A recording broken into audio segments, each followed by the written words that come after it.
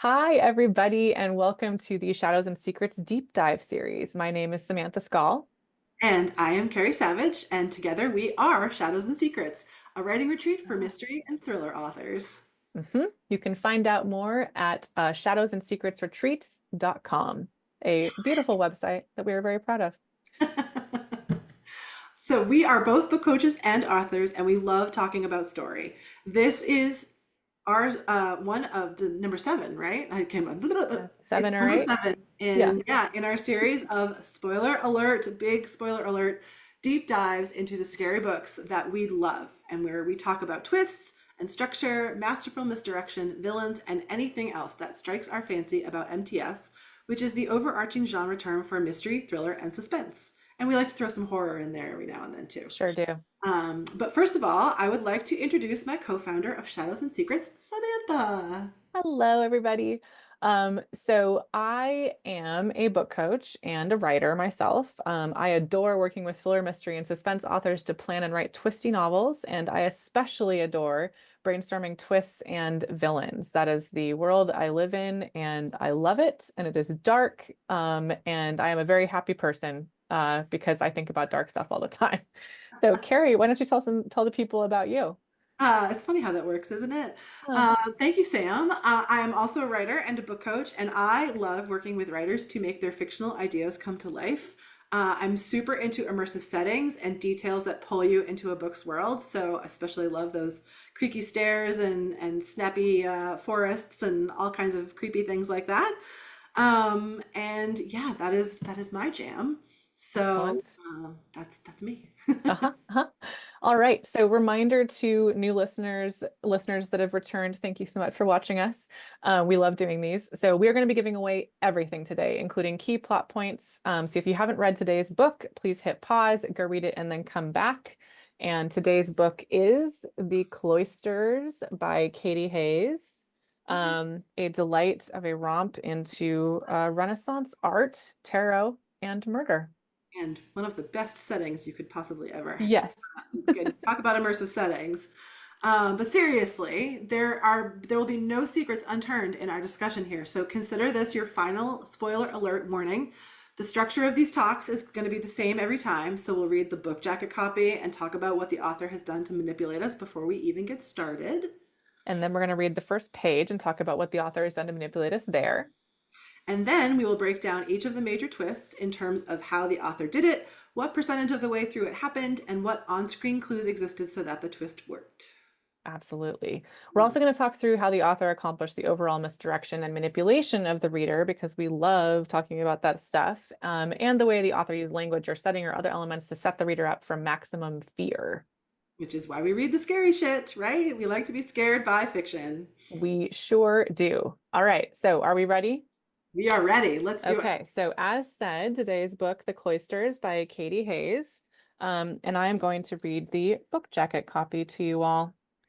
So, starting off, like the tagline at the top is behind the closed doors of the cloisters, which is, I learned, a museum of art in New York, and I didn't know about it until now, and I really want to go. As a West Coast kid, this is not the book jacket copy, this is me talking. As a West Coast kid, it's a big deal for me to go to New York, and I am going to add it to my list next time I'm there. Okay, so behind the closed doors of the cloisters, shocking secrets and a mysterious deck of tarot cards spark a deadly power game within a close-knit group of researchers. When Anne Stillwell arrives in New York City, she expects to spend her summer working at the Metropolitan Museum of Art. Instead, she finds herself assigned to the Cloisters, a Gothic museum and garden renowned for its collection of medieval art and its enigmatic researchers. Patrick Rowland, the charismatic curator specializing in the history of tarot, Rachel Mondre, is that how you said it in your head too? Yeah, Mondre?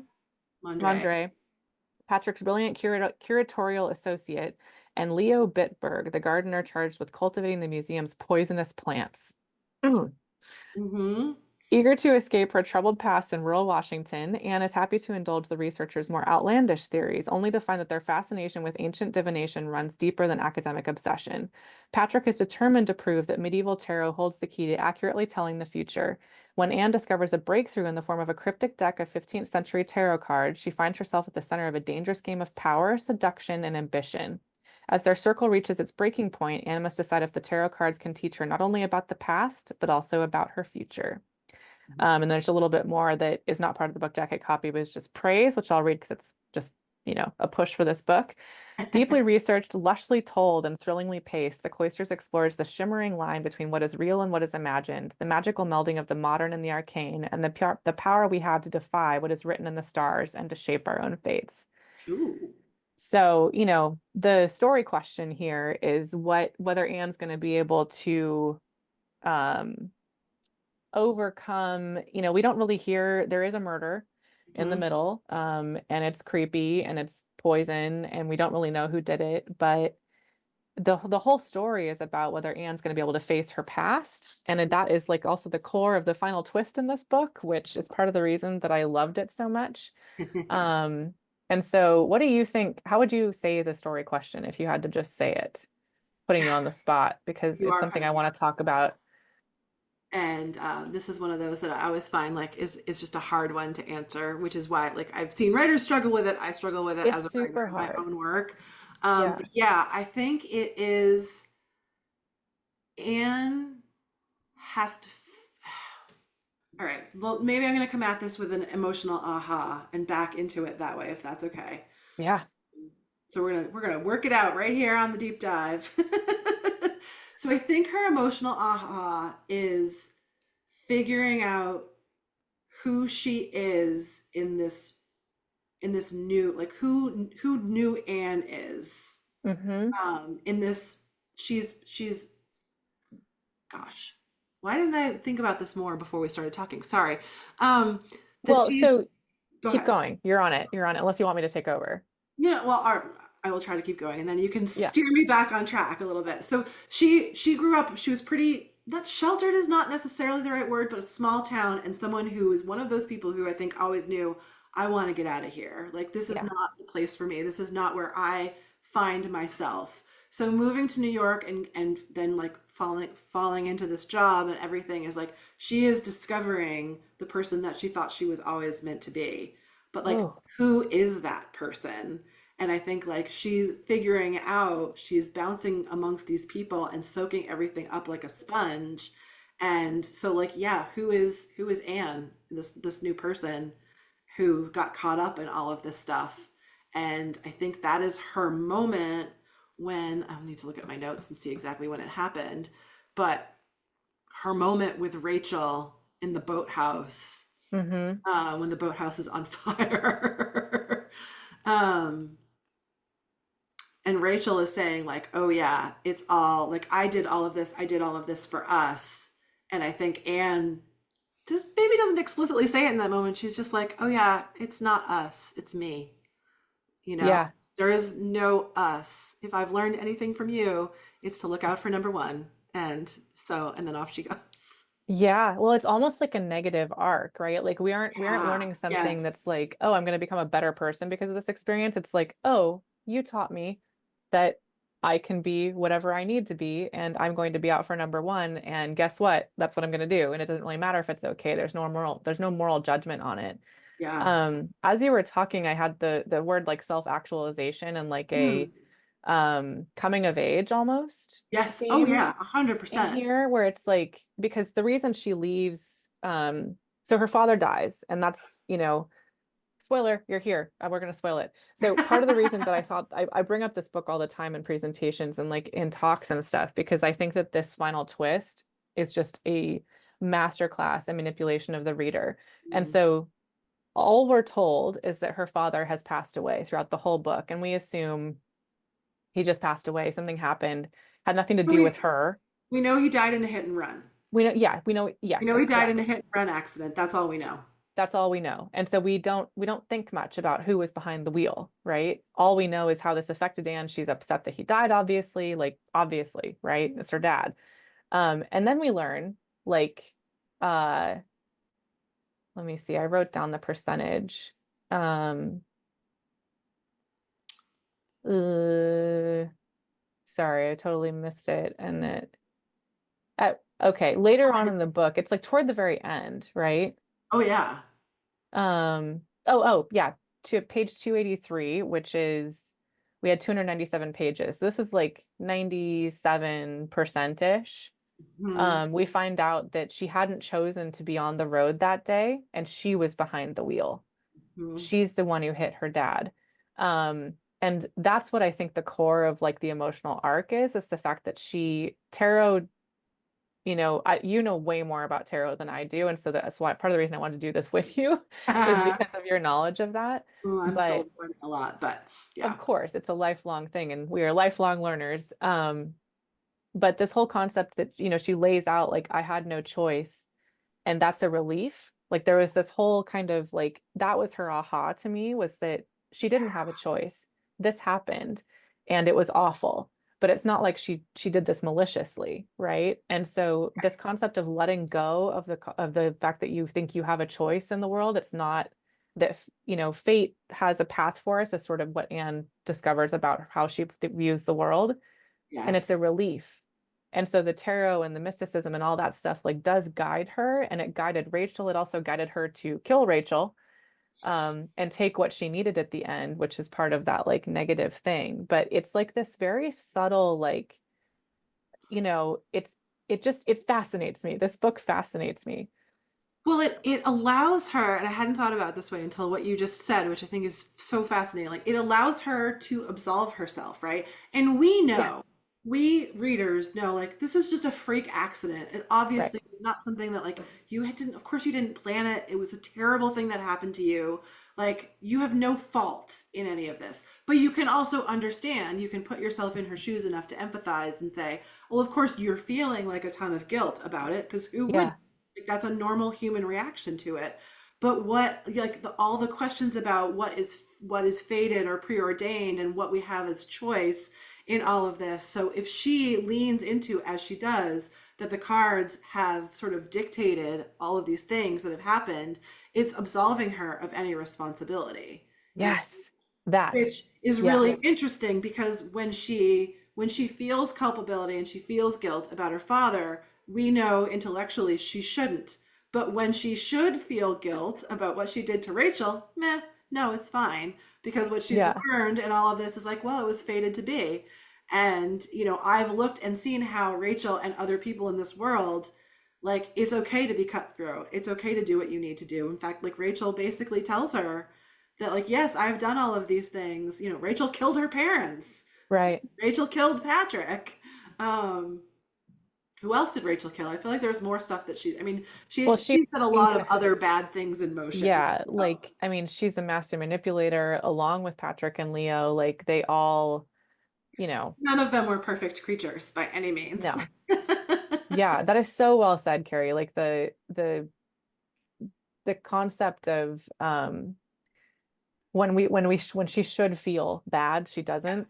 And Mhm. when it just like that's kind of the core of what her aha looks like, right? Is like, Yes, yes. yeah, it's like her realization, not a Yeah, universal one, that like she doesn't have a choice in what's going on because it's all fated. And so she's not going to feel bad about things anymore, even though the decisions that she's making are about murder. So, right, right. yeah. And we see, like, no, no, you're making choices. No one actually, like, no one made you go and take the plug out of the boat. But in Right. her mind, I was thinking, actually, this is so, so interesting at the very end where she can absolve herself of that because she's like, yes, maybe I put all the steps into, like, I put all the pieces in place, Yeah. right? But I didn't solve the puzzle. I didn't put Rachel on that boat. And Right. she didn't, like I didn't make her not look for a life jacket and to make sure that that plug was there when it wasn't. Like Yeah. she could have done all of those things and she didn't. And Right. it's like, okay, well, Yeah. It's just, I I'm not think, absolving her, but like you can see like the thought process behind it. So, well, and that's what makes her so compelling, I think, right? Is like we're really reading a story about a villain. We just don't know that we are until the very end. Which I love. I love uh-huh. those. It's just like the concept of why people do what they do, particularly when they make choices to do terrible things. Yeah, That's really, really engaging from a character perspective. And, like I'm never gonna murder anybody. So like this is why we read fiction, is to be scared, right? And to be put into these situations and think, how would we act? And hmm, somebody who has been carrying around all this guilt about what she did to her father, which wasn't, it's an accident, right? Sucks, it's an accident. And then falls into like this manipulative web of three people who have all kinds of goals around her and are using her to get Mhm. what they want. And then the result, like her aha being like, oh, you think you can out manipulate me? Guess what? I'm going to manipulate you, Rachel, into getting into this boat without a life jacket and turn the tables, right? It's actually like really powerful for her, even as the actions are really messed up. Yeah. Well, I mean, and I think like the describing it as a coming of age is so true because I think like it might be like that she's a wee bit older than like we would normally Yeah, consider like a coming of age, but it really is. It is 100% like that. I am coming into this place like, and the innocent person who is coming into this group of these manipulative people, and we all recognize, or maybe I mean, I shouldn't say we all. It's a very privileged thing of me to say, so I'm going to shut that down. But I think it's easy to recognize those tropes about academia. I mean, maybe it is right. for me. It's like my father was a college professor, so I have a lot of academia in my life. But it was like, oh, and I'm in the Northeast, so I'm surrounded by pretentious people who all went to but it is very much like it's a tiny little insular world where all like they're all arguing and fighting and lives are hinged on these teeny tiny little decisions and discoveries that honestly matter to nobody outside of those Except 15 for, people in yeah, that library room, and but for them like those stakes really are life and death, and it's so important, and it's so easy, I think, as someone who's come from where she's come from to get swept up in all of that.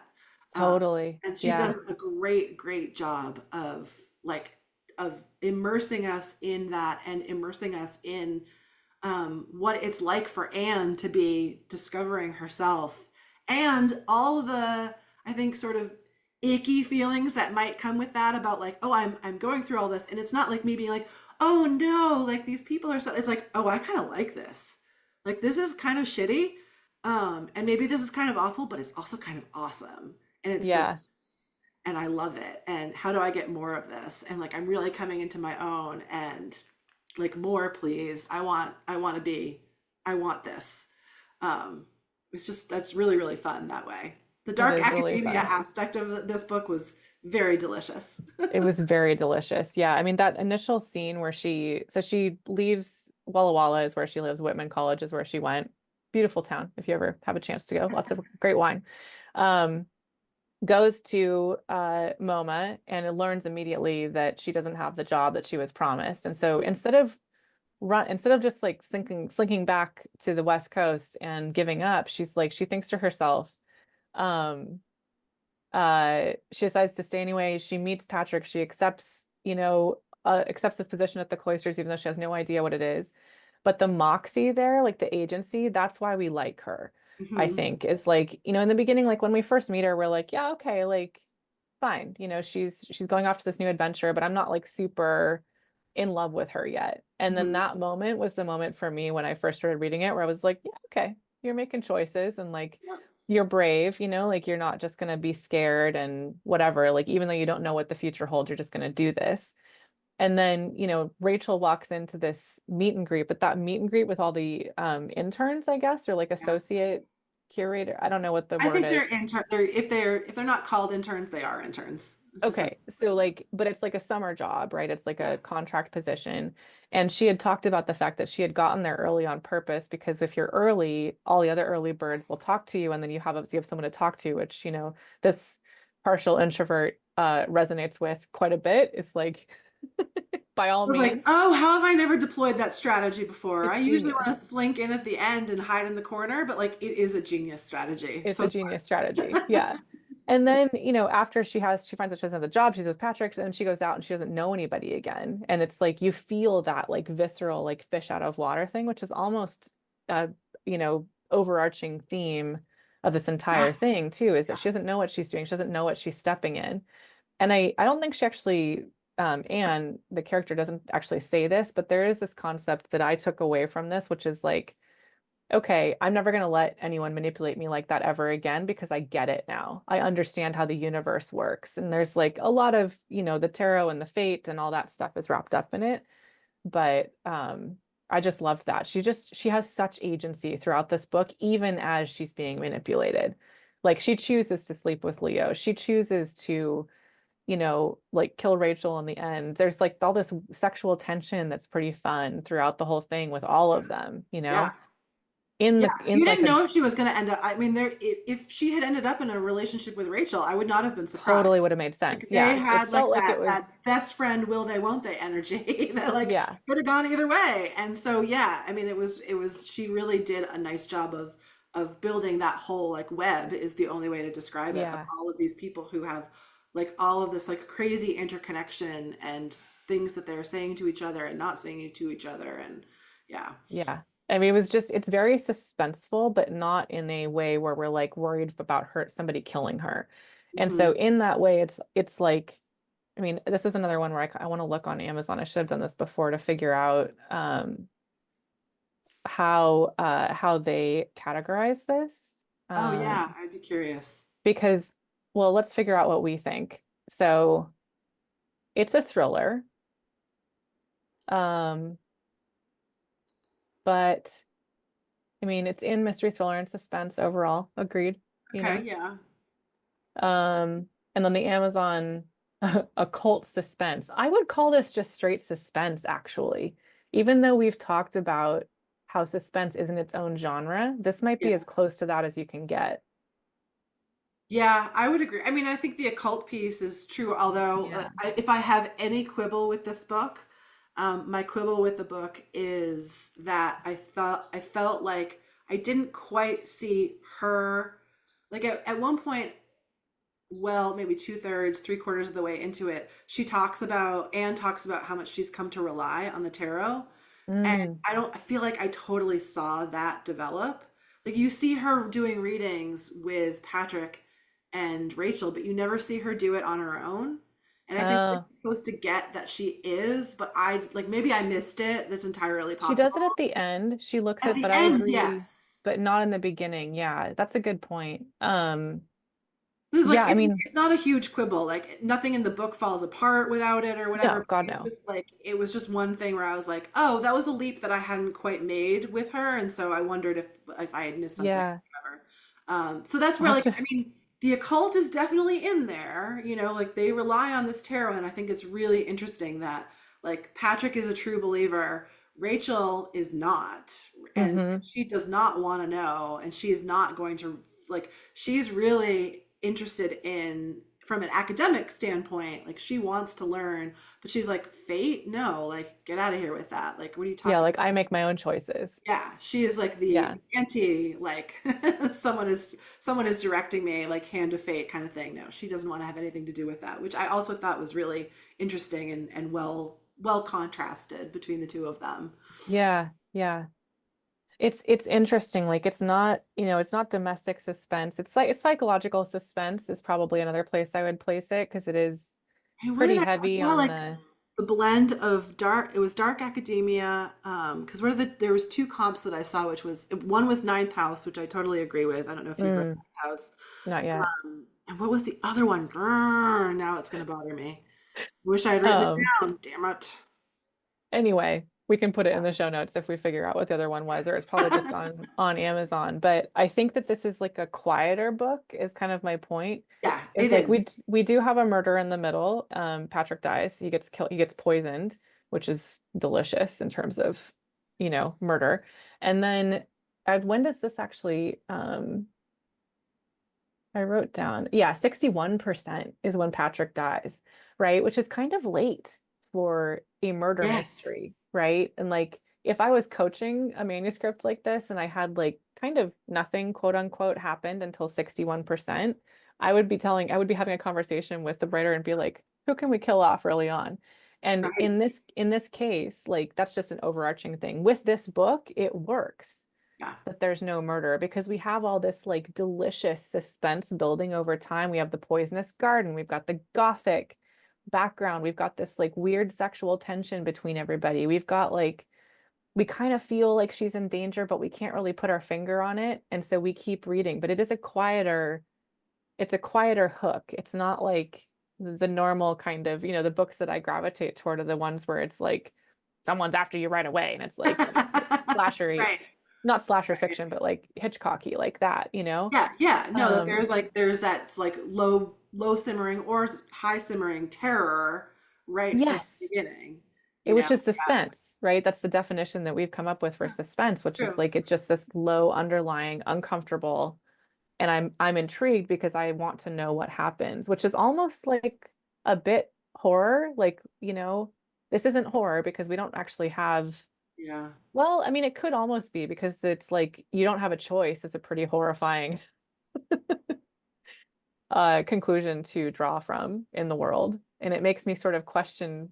I mean, this True. might tarot being like potentially something that's like a little dangerous. Like there are some elements there that could be Yeah, interesting. and I think like if and it's interesting that you say that because I don't disagree, but I also feel like if you'd wanted to take in the book in that direction, I think you and I would have coached someone who was taking the book in that direction to like lean into that harder. Right. The, And the it, possibility was there and she didn't, and that's fine. yeah, But that's what keeps it, I think, from being sort of straight up like, oh yeah, this is where it's living in yeah. that It place. just, I remember it's the a other book, less, by the way, oh, what is it? The Secret History. Oh, yeah. So yes, yeah, I think that's which I mean, The Secret History is first of all literary, straight up literary, Yeah. right? Now I'm curious where they stick that too. Beyond literary. So while you're looking at that, we learn at 69% that Anne's sister, Laura, knew Rachel at Yale and thinks that she pushed her roommate. And there's this quote, death follows Rachel. And I think that that's one scene where potentially this could have been moved earlier. That probably would have been a note that I would have had the author consider Mm, if I was coaching something like this. But again, it works, yes. right? And so this is one of those lessons of like, if this came across my desk, I would have some ideas about how to amp it up. But this, you know, Katy Hays, bless you, you wrote an incredible story that's like very sticky and very suspenseful. And nothing murdery happens until 61%, and it totally works. Yes. So that is to say that just, like what if it works, it works. It's one of If those. it works, it works. And also I think like there's that thing which you and I tell our writers all the time, and we both 100% fully believe it too, is like we Yeah, can suggest things until the cows come home. You have to write the book that you know that you you want want to to write. write. That is you are the god or goddess of your story. And so Yeah, you don't have to listen to anything that anyone suggests if it you goes sure against don't. what you are like the book that you are wanting to write. So Absolutely. if she came to us and we were telling, because I'm right there with you. I would tell her I would give her those same notes, and she was like, "Nope," like great, Yeah, let's clearly, do it. it Yeah. worked just the way it was. So yeah. But the scaffolding of this story in terms of it being in like the MTS space at 50%, we learn that Rachel was with her parents when they died, and she can't have the apartment slash this like estate up north until she's 30. And that's in a few months, right? It's like not very far away. I think she's got a little ways She's to a go. I little think bit she had more. like 2 or 3 years. Yeah. Okay. But the fact she's with her parents when they're died, huge clue. It's Uh-huh. not quite like a midpoint turn that makes Anne not be able to leave the story, but it certainly intrigues us, right? It definitely is a point where we're like, oh, Rachel's not what we thought. That's Right. your turn, right? It's like Rachel is not this like perfect human who's beautiful and whatever. She maybe has a murderous past. Yeah. Um, and then we find out at 77% that she suspects Leo. Like, if we start to really suspect that Leo killed Patrick, even Mhm. though Patrick just died, like 10-15% before, she confronts Leo at 80%, and Leo says he did not kill Patrick. Um, and then around 81%, we have kind of this, it's part of the emotional arc. And I want to hear more about like exactly that moment you think that where this happened for her. But I wrote down this quote: "We were survivors. We were all out for our own best interests, goals, and dreams. I couldn't waste this opportunity. I would keep climbing." That's like, and this has happened to 81%. It's in chapter 22. Okay. Um, and so a little early for an emotional aha, but it also like that sort of cements her like, I'm not going anywhere. Are you kidding? True. You know? So I wonder, it's interesting. We've talked about, you and I've talked about not maybe on a previous deep dive, but I know in other situations too about like the emotional aha moment. Like there isn't, unlike a climactic twist, say where we Yeah. have a rough idea of like, that 80 80 something percent, Yeah. 85%, 80 to 85. Yeah. 85. 85. Um, like the emotional aha moment has more wiggle room in where it can actually happen. And I wonder if this is one of those cases where, damn it, this is not going to be super helpful maybe for general writing advice or whatever, but like it's spread out a little bit. It's like maybe a It series of is. little mini moments as opposed to one like aha, because I had Yeah. forgotten about that, but you're absolutely right. I mean, that doesn't feel like this big climactic like light bulb going on, but it definitely is cementing exactly where we are ending up with Anne in terms of Yeah. her arc. So, I mean, it's almost like if I call that the aha, then the rest of it is just further realizations on top of that. And the action taken is that she ultimately kills Rachel, right? She also realizes yeah, that Rachel, keep going. if you're looking at Save the Cat, they do that like it's if she's having, the dark night of the soul and then like that break into three, I believe the beat is called, is at 80%. Huh? So, and that's when the plan goes into action that, as a result of that. So in Save the Cat parlance, maybe it is perfectly timed in that way. I mean, it works. It was one of those things where like as you're reading along, again, a little bit quieter. Like there's not, we don't feel ever like she's in danger of being poisoned by Leo or killed by Rachel or whatever. But we do feel this suspense of like, what's she gonna do about all of this? And then she learns she's being manipulated. Um, on page 267, 90%. And then there's another moment that felt like an aha, which is, she says to herself, like, fortune favors the bold, and she goes to the Hmm. lake house, came to confront Rachel. That's, just a couple percentages later, and finds the final missing card from the deck in a book in Rachel's house on page 275, which is like 98%. Yeah, Rachel but did that was it. actually no, but no, the card was in Patrick's. It was the book from Patrick's Oh, that's right. office. Yeah, so she That's knew right. that Patrick knew. She didn't think that Patrick knew that like there was the false cards on top That's of the right. original Yeah. cards. But then she realizes at that moment, like, oh shit, he did know. And so Rachel has been buffering all of that. And to the point you were just saying too, I had that note in chapter 26. Anne realizes the depths of Rachel's manipulations. And the quote that I wrote down was, her generosity was actually the source of her control. Which I thought was so good because it was. It absolutely, like, she was the linchpin in so many ways and manipulating each of the people around her to see Yeah. what she wanted them to see and do what she wanted them to do. And so Anne's moment is like, I'm not letting her manipulate me anymore. Like I'm And taking full yes, agency back here. full agency, but also going back to that relief thing that we were talking about, like full agency in leaning into the fact that she had no choice. Yes, yes, And yes, that yes. in itself is a choice, Yep. right? And yeah, yeah, it works. It's a delight of a book. It's very like setting heavy, as you were saying, like, setting as a character and using setting to manipulate the reader, you I know, mean, this book is just like if for nothing else, and there are lots of other good things about it, yeah. but if for nothing else, like just the cloisters. Like I lived in New York and I never went to the cloisters and I'm so mad about it. So yeah, Yeah. next time we go, if we're there together or not, like I need to go because she did such an amazing job with setting in this. It was like everything that I'd ever want in one of these kinds of books. It's just like, oh, so delightful, so wonderfully gothic and dark, and yet at the same time you understand why she loved it there and came to like there was that Yeah. moment when they're all tripping on the belladonna and whatever other blends of stuff Leo has put in, and she's like it's closing in on her, and the rafters are like coming down and she's feeling enclosed in it, and it should be this claustrophobic moment, and she even says like I should be feeling really freaked out right now, but I'm loving it. She's like, feels like it's coming to like embrace her in this really beautiful way. And I was like, oh, damn. Like, it's just really, really good. I wonder if that's like a foreshadowing, deliberate moment, like embracing the darkness in yourself, Oh, like there could if it be, was, Katie, great job. If it wasn't, guess what? It was without knowing it. You did it without knowing it, or maybe you knew it, and that's fantastic. yeah. Well, Katy Hays, thank you for writing this absolute delight of a book. It's one of my favorites. I adore it. And we appreciate you. Please write Yes. more.